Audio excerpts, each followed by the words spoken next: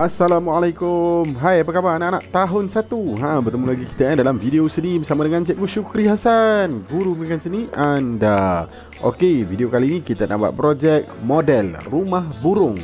Okey, unit 9 serupa tapi tidak sama.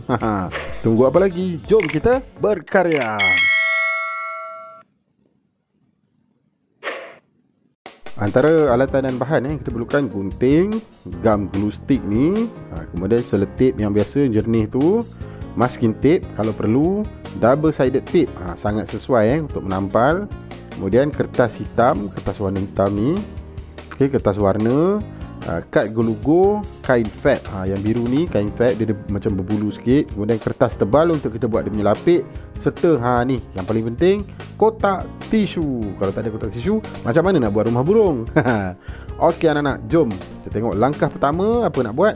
Okey, kita balut kotak tisu ni dengan kertas hitam. Kita balut bahagian bawah dulu. Okey, cikgu cuba tiru seperti mana yang ada dalam buku teks. Okey, mudah untuk anak-anak ikut. Cara dia mudah saja. Kita gunakan double sided tape. Sebenarnya nak gunakan gum pun boleh juga, tak ada masalah. Cuma cikgu lebih prefer untuk anak-anak gunakan double sided tape ataupun tape dua muka ni kan. Dia lebih, kata apa, lebih mudah untuk kita kontrol. Kalau gum ni nanti dia melekit kan. Jadi kita guna double sided tape. Tapi tak kisah kalau tak ada double sided tape, boleh guna gum biasa, tak ada masalah. Gum glue stick boleh, gum cecair pun boleh. Yang penting kertas warna tu melekat pada kotak tisu. Okey anak-anak, perhatikan bagaimana cikgu menampal kertas ni untuk kita balut kotak tisu kita. Okey, selepas kertas hitam ni kita ambil satu lagi kertas warna. Tak kisahlah warna apa pun boleh warna jingga ke, merah ke, kuning ke, hijau, ikut suka hati. Mana yang ada kita guna. Kalau tak ada nak buat macam mana? Kenalah beli. Okey, satu peringatan macam biasalah, kalau nak gunakan gunting ataupun pisau, silalah berhati-hati. Kalau tak mampu, anak-anak masih kecil tak berani nak guna objek atau alat yang tajam ni, minta pertolongan daripada ibu ayah ataupun orang yang lebih dewasa. Takut kan kalau cedera nanti tak pasal-pasal pula nak kena pergi klinik lah, kena ambil ubat lah apa kan. Jadi nak buat aktiviti tu kena berhati-hati, sentiasa beringat dan berwaspada. Okey, kita tampal bahagian ni dengan kertas hitam. Selesai bahagian bawah, kita buat bahagian atas. Okey, bahagian bawah ni bahagian A, bahagian atas tu bahagian B. Begitulah. Kalau tengok dalam buku teks pun lebih kurang macam inilah panduannya. Okey, kita gunakan double sided tape. Mudah saja. Tampal kemudian cabut. Nak cabut tu agak susah sikit. Kadang-kadang cikgu gunakan pisau untuk umpil dia punya bahagian atas tu. Okey, dah tampal ni, tebuk sikit bahagian lubang tu untuk kita buat laluan burung nak masuk dalam rumah ni kan. Kalau tak ada pintu macam mana nak masuk? Tak susah lah kan. Jadi kita buat pintu dia, senang je. Kita gunting sikit, kemudian kita tolak bahagian kertas tu masuk ke dalam. Ibarat ni macam kita buat pintu gua lah kan. Mudah je anak-anak, senang je. Okey, hati-hati nak gunakan gunting tu, gunting tajam.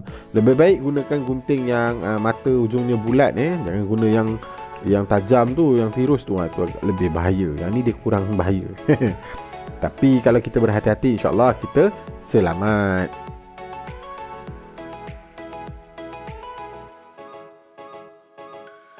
Dalam proses penghasilan model rumah burung ni, anak-anak, secara tak langsung kita dah menggunakan unsur seni bentuk. Bentuk ada dua, iaitu bentuk konkret dan juga bentuk ilusi. Okey, bila objek ni kita buat begini, objek nyata, bahan maujud, dia dah jadi orang kata apa, bentuk nyata. Bentuk nyata tu bentuk 3D lah, yang kita boleh pegang, kita boleh rasa, kita boleh pusing 360 darjah. Ini bentuk konkret atau bentuk nyata. Okey, kalau dalam lukisan tu bentuk ilusi kan. Yang kita buat ni bentuk nyata. Okey, secara tak langsung kita dah belajar satu unsur seni, namanya bentuk. Dan juga kita belajar prinsip rekaan keseimbangan. Bila kita buat rumah burung ni, kalau boleh seimbang lah. Rumah burung tu janganlah dia sengit. Nanti kalau kita nak dirikan dia, susah pula. Okey, dah jatuh-jatuh pula. Jadi kita kena tegakkan dia. Bila nak tegak, dia mesti seimbang. Okey, kita gunakan beberapa kertas warna, dua kertas warna. Nanti kita nak buat bahagian hiasan tu, kita guna satu lagi kertas warna. Okey, kemudian kita tambah lagi untuk kita buat dia punya bahagian hiasan pada pintu dan juga bahagian bawah tu kita nak buat pagar. Sama macam dalam buku teks.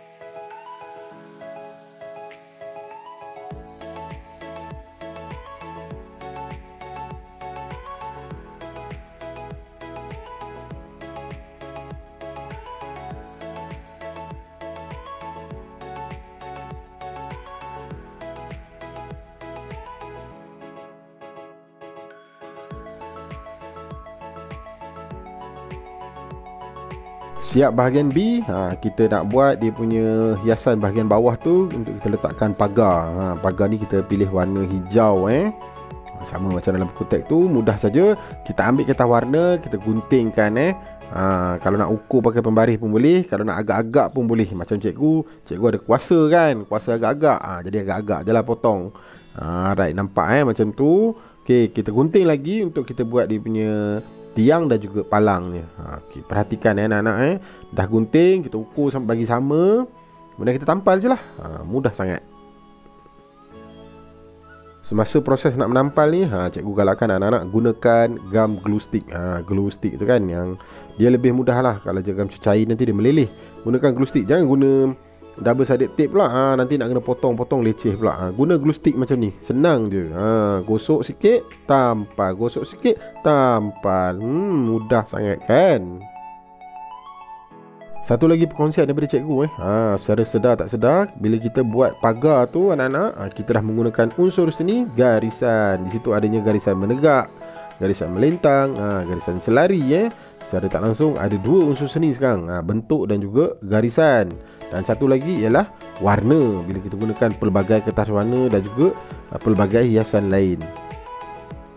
Okey, ni proses cikgu ambil angle daripada tepi untuk kita letakkan dia punya bumbung. Kita gunakan kad gelugo. Atau kalau tak ada kad gelugo ni, anak-anak boleh gunakan kertas kotak tu kan. Bila kita koyak, bahagian dalam dia tu ada macam jalur-jalur tu kan. Yang tu pun boleh. Tapi kalau tak ada, gunakan kertas tebal, contohnya macam kad manila ke, boleh juga, tak ada masalah. Kita tak perlulah ikut buku teks tu 100% sama. Cara yang mudah, kita cuba gunakan apa segala sumber yang ada dekat rumah kita, dekat kawasan kita. Tak perlulah kita keluar jauh-jauh nak cari. Kita gunakan apa yang ada, itu lebih mudah, lebih selamat, lebih jimat.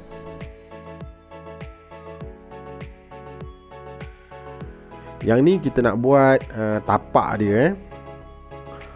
Tapak dia cikgu gunakan kain felt. Okey, ala-ala macam rumput lah konon-kononnya. Kemudian kita gunakan kertas tebal.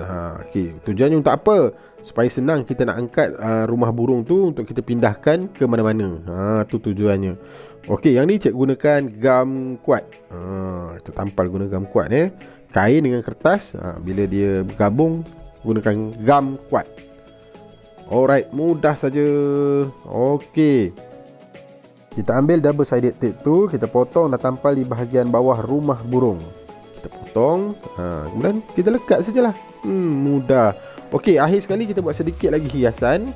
Sebelum cikgu terlupa, kita nak buat hiasan pada pintu rumah burung. Kita potong kertas warna merah, kita tampal kat situ. Alright.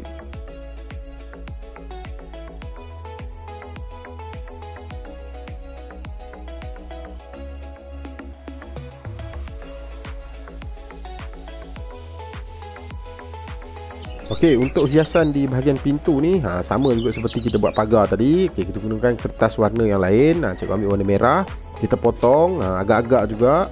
Okey, nak ukur pakai pembaris boleh, nak agak-agak pun boleh.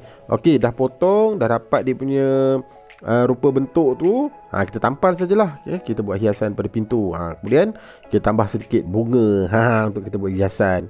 Bunga tu sekadar cadangan daripada cikgu tak semestinya kita bunga, kita boleh pilih hiasan lain. Okey, ini hanya elemen tambahan dalam kita punya karya. Okey, kalau anak nak letak butang boleh, nak letak manik pun boleh, nak letak stiker pun boleh. Terpulang kepada minat dan cita rasa masing-masing.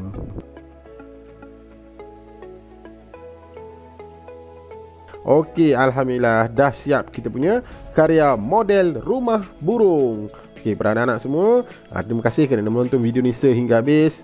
Terima kasih juga kerana terus menyokong karya-karya dan video-video cikgu. Kepada yang belum subscribe channel Cikgu Syuk, silalah subscribe tanda sokongan. Okey, kita jumpa lagi pada video akan datang dengan projek yang terbaru daripada Cikgu Syukri. Bye bye. Assalamualaikum.